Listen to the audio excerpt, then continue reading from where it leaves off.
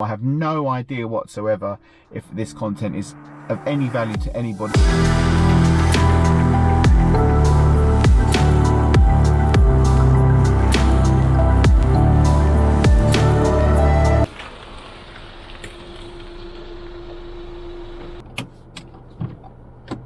My name's David. It's the night before another big wedding, and this is me just vlogging stroke doing some POV footage of my wedding calendar since Corona and everything like that started. Now we're getting back into the flow of weddings again. I've got one tomorrow. I'm 2 hours from home in a beautiful part of the world in Suffolk, here in the UK, on the outskirts of the Applewood Forest near Centre Parks, for those of you that are from the UK and know this area. And that's what I'm doing. I'm just sort of vlogging and POVing some weddings, talking about wedding videography, getting excited about the wedding industry, sharing the love, meeting other vendors along the way, other awesome people along the way, and exploring new venues, new parts of the world, and also just putting myself out there, just doing it.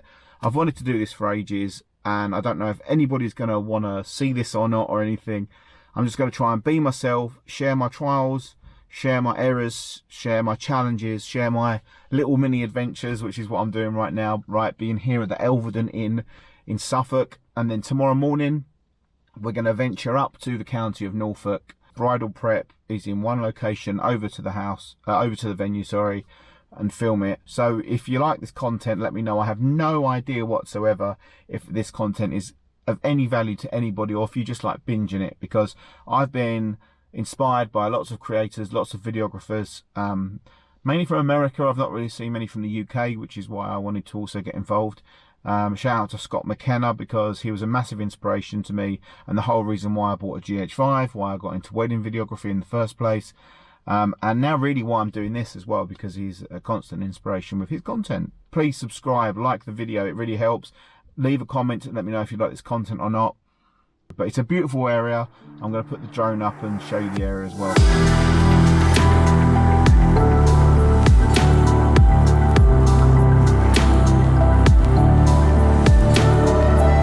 That's it. I'll see you in the morning. Time traveling, 3, 2, 1, and good morning.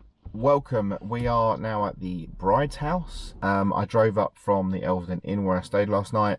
It took longer than normal actually, and this is you know, another part of the challenges when you're going to different venues to film, is that we were stuck behind an oil tanker all the way here. So it took about 15 minutes longer than I thought that the journey was actually going to take, what I had allowed for. So we're just slightly behind schedule. I was hoping to have been here between 9:30 and 9:45, and it's now 10 o'clock. But you know, these are the hazards of the job, especially when you're out in like the rural countryside and it's hard to pass other vehicles on the road. So that's one thing that you know, I need to take into consideration a little bit more in future, is just, you know, the what ifs around traffic congestion and things like that. But mostly it's been a good journey.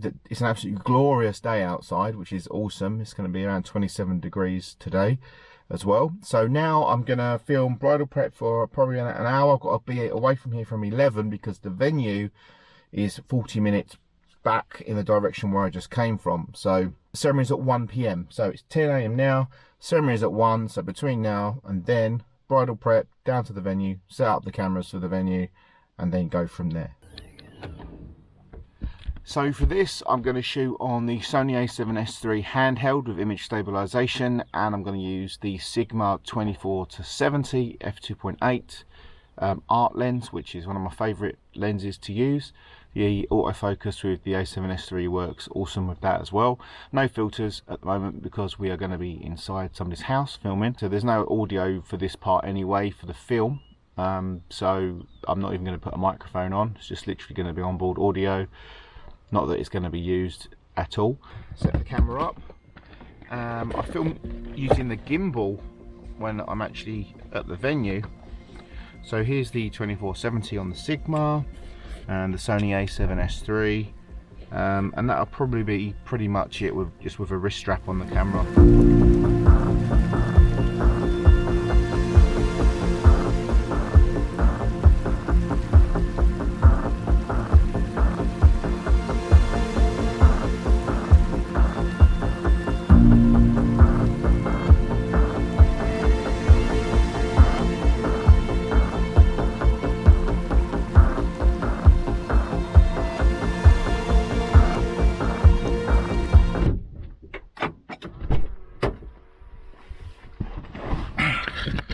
the bridal prep is done.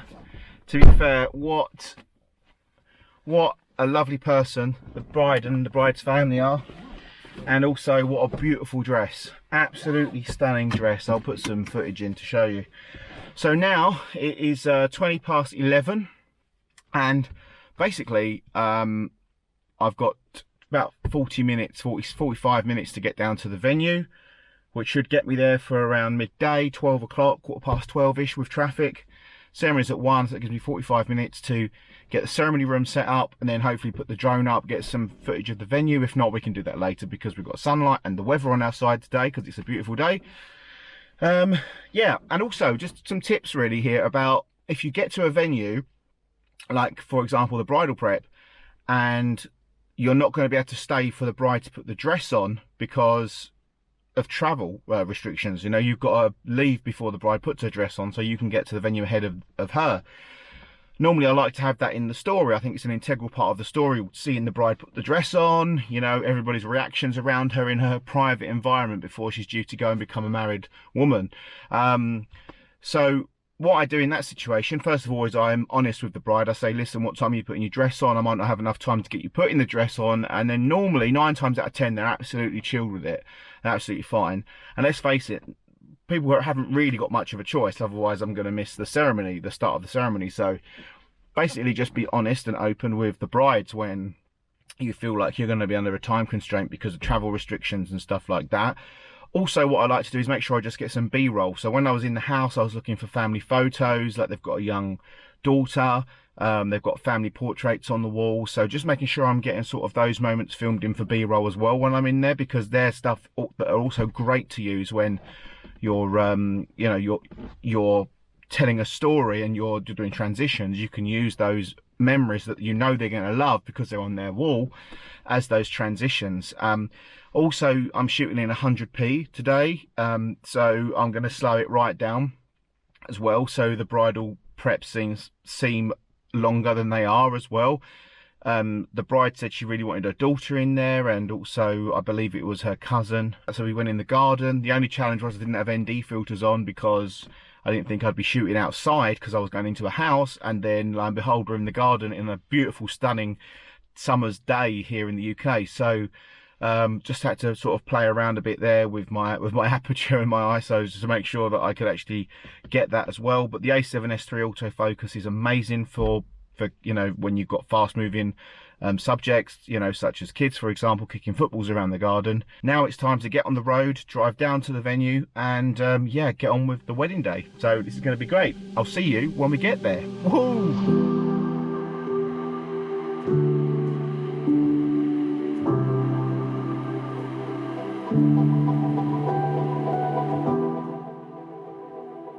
I've always wanted to do a shot of me driving to, you know, en route to a venue, but from the drone, and I'm hoping that shot come out okay, because I put it in active track and it just tracked me along the road. I have no idea if it came out alright, but I'm really excited to see it. So actually you're going to see it before I do.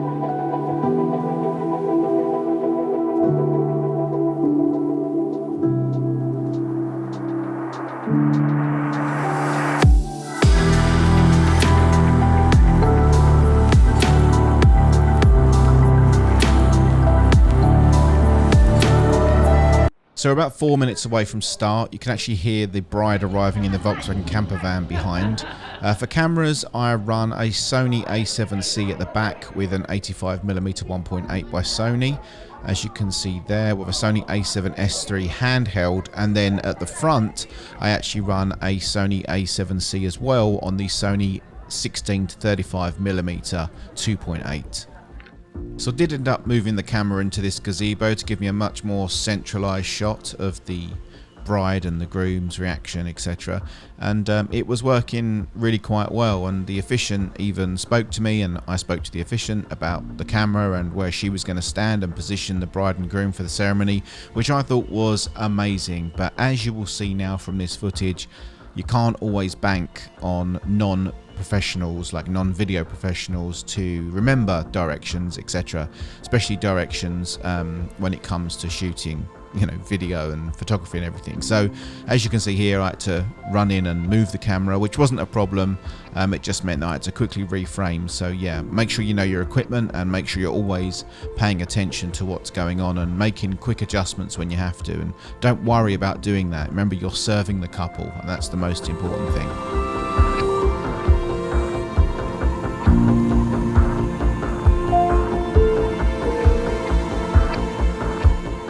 So you see me there on the left, behind those two little trees. I just always like to use foreground to add some depth to my shots, especially in slow motion. I think it looks really nice, as you can see.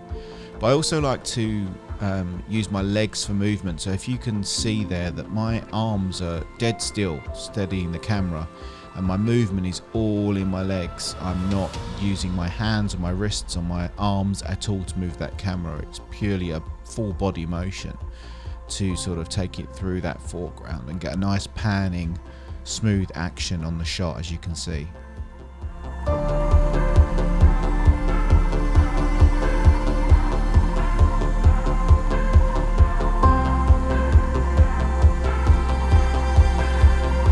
Alright, so that's the ceremony done in blistering hot sun, easily the hottest day of the year so far. Absolutely thrilled for the bride and groom, but oh my god, that was hot, and the dynamic range, it was crazy. Literally the shadow lines between the light and the shadow was just like a laser beam. It was just really difficult to sort of get on the A7S III. My two A7Cs on the tripods at the front and the back, they seem to be doing fine, but I was worried about overheating just because it's so hot and we're outside. Switching to the Ronin S now, just to go for the photo hour, get some beautiful slow motion steadied shots on the gimbal, and yeah, on with the day.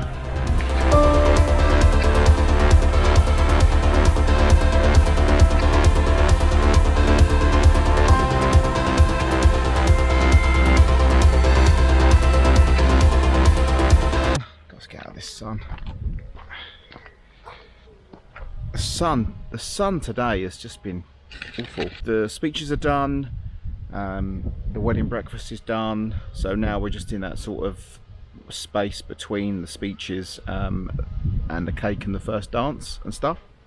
So I didn't get to do the drone footage this morning of the venue because I had to drive up to the bride's house, which was quite a way away, and then come back, and then we actually got on with the ceremony pretty quicker than I thought we were going to actually.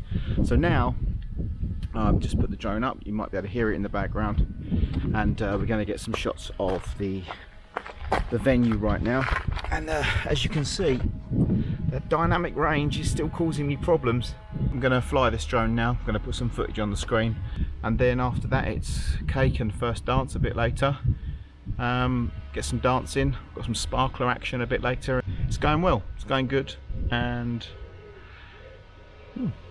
that's it. So this is James, the photographer. How you doing? James.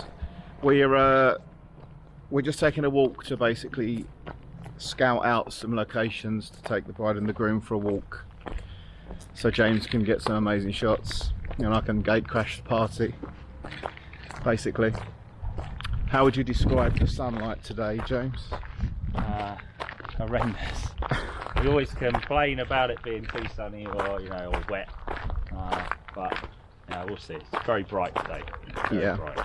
You should definitely check out James's photography as well. Where can people find you, mate?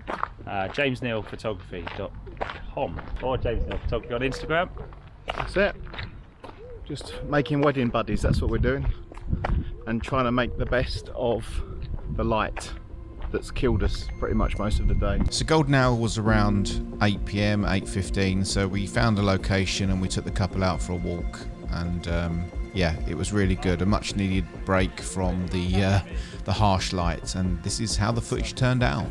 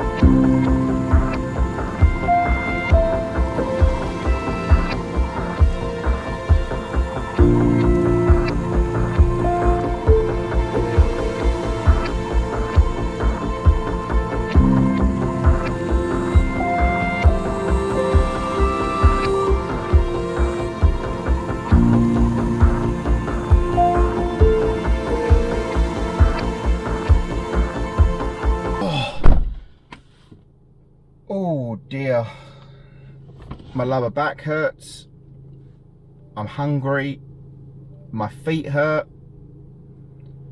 just a little bit of a headache, and I've got a 1 hour and a half drive home now. But the wedding day is done. The bride and groom were awesome. The other wedding vendors that I worked with today were awesome. Photographer James, who you met earlier. The singer DJ Charlie was brilliant as well. Really nice guy, good sense of humour, and we all got on really well, which makes a wedding day so much more enjoyable to work when you have other vendors there that are just awesome. So be nice to each other, right? Just make sure when you're working a wedding, you know, be nice, because it makes a massive difference. I always try to be respectful, I try to be helpful, I try to have fun, try to have a good sense of humour. We all have bad days, I understand it, and ultimately this is a job, but it's also somebody's, you know, massive, biggest life event, you know, and we have to respect that and not get desensitized to that. And that goes for us vendors working together as well as a team on the day. The amount of times the people asked me today if I had worked with James the photographer before, if I knew him before, if I'd have worked this venue before, and the answer was like no to all of them. But people from the outside thought that we had, because we were working so well and we were respectful of each other's space. You know, so it's just great. It's great to meet awesome vendors. I hurt, I'm hungry, I'm tired, but I love this job. I call it a job is kind of a bit harsh actually. It's like an experience. I love this experience, and I guess that's why I'm doing these videos as well, because it's an experience. And if I can incorporate another passion of mine, you know, creating my own content as well as creating content for other people like weddings, then I'm in dreamland really. I hope you've enjoyed this. If you have enjoyed this has been really fun to make, but also very hard work to do this and do the wedding day, etc. So I'd really appreciate it if you've enjoyed it, to hit that like button and consider subscribing if you'd like to see more of these. I've got another wedding next week. I'm going to do exactly the same. I say exactly the same, you know, the variables change. Thanks so much. My name's David Sargent. I'm a wedding videographer and I love what I do, and I'm just sharing my experiences. And that's everything. Yeah, that's everything. See ya.